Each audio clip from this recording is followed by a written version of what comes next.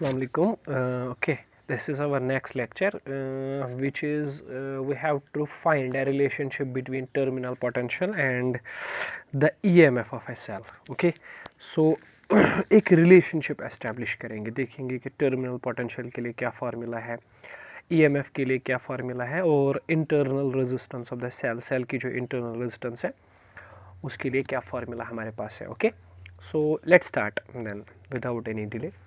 Say for example I have a cell which is like this way and I have ये रही इसकी internal resistance और इस cell को मैंने कनेक्ट किया हुआ है एक एक्सटर्नली सर्किट के साथ, एक्सटर्नल सर्किट के साथ.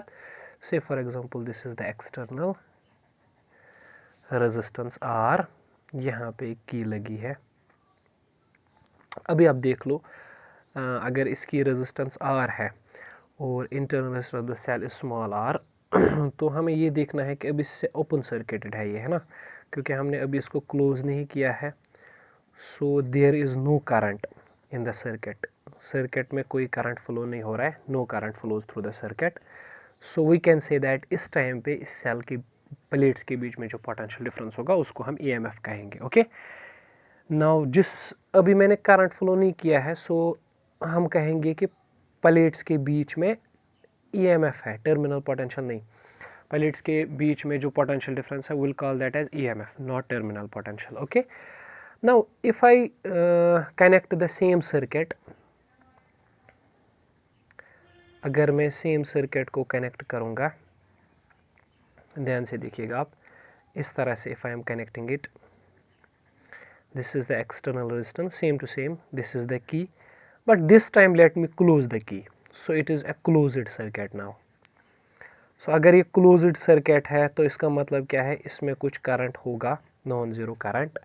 उस टाइम पे इसकी इंटरनल रेजिस्टेंस R, तो प्लेट्स के बीच में जो पोटेंशियल डिफरेंस होगा that will be called as terminal potential and not EMF. आप समझते हो इस डिफरेंस को. लास्ट लेक्चर में हम क्लियर कर चुके हैं कि जब सर्किट के अंदर कोई करंट नहीं फ्लो होता है उस टाइम पर जो प्लेट्स के बीच में पोटेंशियल डिफरेंस रहता है उस पोटेंशियल डिफरेंस को हम लोग EMF कहते हैं, और जब करंट फ्लो होता है तो उस टाइम पर जो पोटेंशियल डिफरेंस रहता है that is called as terminal potential. Okay, चलिए ठीक है. अब ध्यान से देखिएगा, व्हेन की इज क्लोज्ड, जब आप की को क्लोज करोगे, the circuit draws some current. आपको पता है circuit draws some current, circuit में क्या होता है, कुछ करंट फ्लो होता है फ्रॉम सेल, सर्किट में कुछ थोड़ा बहुत करंट फ्लो होता है from the cell, which is, जिसको आप कैसे निकाल सकते हो, उसको आप सिंपली निकाल सकते हो. करंट किसके बराबर होता है, you know it's from Ohm's law, potential difference divided by resistance, है ना, V बाय R. तो what is the potential difference. जब सर्किट में आप कहोगे इस तरह से कि जब की को क्लोज कर रहे हैं, ठीक है, इनिशियली स्टार्ट में, तो जो पोटेंशियल डिफरेंस होता है that is E divide by, and resistance कितनी है टोटल, एक तो ये एक्सटर्नल रेजिस्टेंस R है और दूसरा ये जो है स्मॉल r, दिस इज, तो ये दोनों सीरीज में है R प्लस R, ठीक है. This is the total resistance, external resistance and internal resistance. Okay, so आप इस तरह से इसको लिख सकते हो, I times I is equal to E divided by R plus small r. Can say I times R plus R is equal to E, या हम इसको थोड़ा अच्छे से लिखते हैं, E is I times R plus I times small r. Okay, अब इसको हम इक्वेशन 1 कहते हैं. अब आप ध्यान से समझिएगा, अगर आप इस टर्मिनल पोटेंशियल को मेजर करना चाहें, कितना होगा, करंट कितनी हो रही है फ्लो सर्किट इसमें, I, ठीक है, यहाँ से भी करंट है which is getting flowed from positive to negative. Okay, this current I, तो इसका V पोटेंशियल डिफरेंस कितना होगा across the resistor, potential difference across resistor, potential difference across resistor. ये जो एक्सटर्नल रेजिस्टर है इसमें कितना पोटेंशियल डिफरेंस फ्लो होगा, you can say the potential difference is V is equal to I times R. Okay, so equation 1 क्या बनेगा, so VE is equal to I times R के बदले में लिख सकता हूँ V plus I times R, या आप लिख सकते हो V is equal to E minus I are.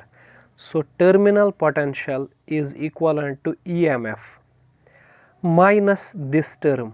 Okay, so terminal potential किसके बराबर है? EMF में से हम ये टर्म माइनस करेंगे. इसका मतलब क्या है? इस इक्वेशन से क्लियर कट साबित होता है कि EMF जो है that is greater than the terminal potential. EMF is greater than terminal potential. Cell के अंदर हमेशा यही होता है कि EMF हमेशा ज़्यादा होता है, टर्मिनल पोटेंशियल हमेशा कम होता है. ठीक है कि नहीं, है ना? अब आप सोचो क्यों EMF क्यों ज़्यादा होता है. सोचिए यार, अगर आपने पहले सर्किट में सेल को कनेक्ट किया है, it is drawing no current, इसमें कोई करंट नहीं है, मतलब सेल कोई वर्क नहीं कर रहा है, तो obviously potential difference between the plates will be more. और जब सेल सर्किट के अंदर करंट होगा, इस सेल को करंट मेंटेन करना पड़ेगा, तो इसे कुछ वर्क करना पड़ेगा और ये पोटेंशियल डिफरेंस क्या हो जाएगा? कम हो जाएगा. ठीक है, फिर से सुनिए, देखो मैं क्या कह रहा हूँ, मैं इस तरह से कह रहा हूँ कि EMF जो है ना, EMF क्या है? Potential difference when cell draws no current. मतलब ये तब का पोटेंशियल डिफरेंस है जब सेल कोई करंट नहीं ड्रॉ कर रही है, जब कोई काम नहीं हो रहा है, जब no work is done by the cell, no current is maintained by it. उस टाइम पे इसके प्लेट्स के बीच में जो पोटेंशियल डिफरेंस होगा उसको EMF कहेंगे. But once it does some work, जब ये कुछ काम करती है, क्योंकि करंट फ्लो करवानी है अब, तो जब ये कुछ काम करती है उस टाइम पर जो पोटेंशियल डिफरेंस प्लेट्स के बीच में होता है दैट्स टर्मिनल पोटेंशियल. और टर्मिनल पोटेंशियल ऑब्वियसली कम होता है किससे?